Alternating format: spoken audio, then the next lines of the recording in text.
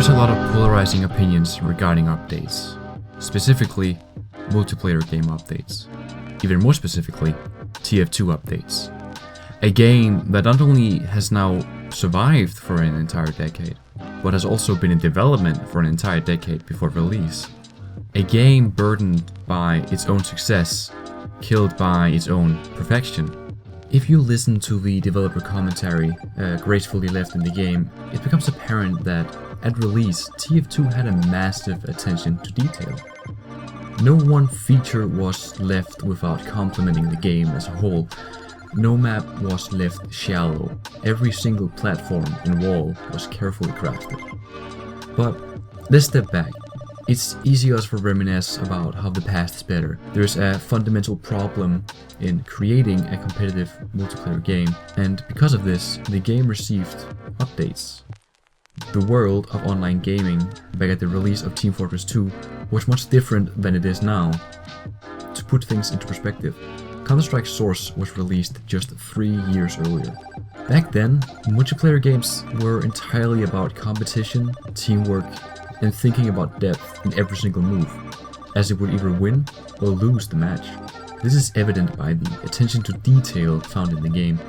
While Team Fortress 2 was not aiming for the hardcore experience, they still showed a big amount of thought behind every single design decision, especially when it came to the UI.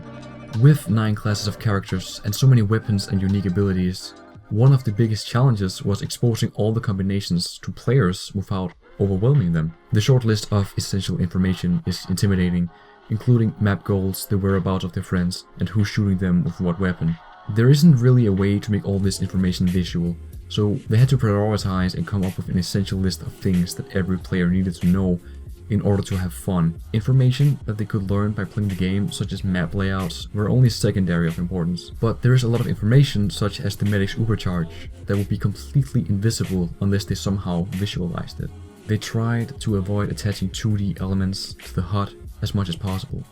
The goal was to make people look at the 3D world they had built instead of some abstract representation. For example, players always see their own team's spies as a spy, but they need to know how the spy is disguised to the other team.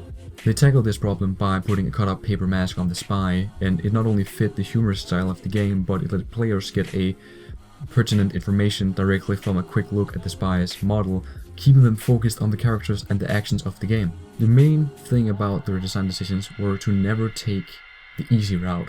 Even if the game was created with the casual players in mind, the standards were simply different. The game was still created from the mold of that culture.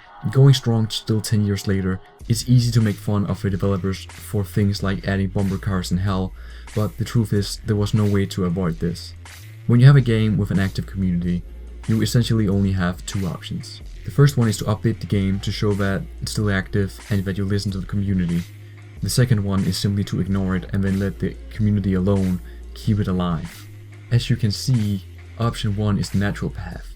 The result is a game that slowly, fundamentally changes as the community does. In current time, individuality in the mass of strangers is celebrated much more than it was earlier. Now, this is a topic that is for a completely different video about why cosmetics and the visual depth of the game was unavoidable and it should have been foreseen. But going off that quick tangent, one of the many changes was the online scheme went from the server browser, being the norm, to automatic matchmaking. This complete change of the winds of the gaming community, battling the roots of a game like Team Fortress 2, proved troublesome. The TF2 team is not only burdened by this, but also the constantly changing development team, with different visions about what the game should be.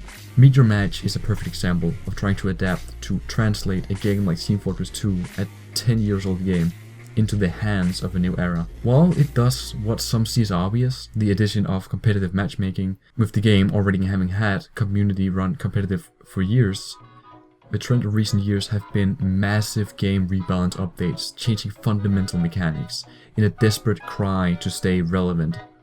Team Fortress 2 is not different entirely because of the game changing, it is mostly changing because the rest of the world is. Is there an answer, a solution to an ever-moving object like Team Fortress? The sad answer is no, but the good news is that the fact the game is still staying relevant is a sign that despite all of this, they must be doing something right.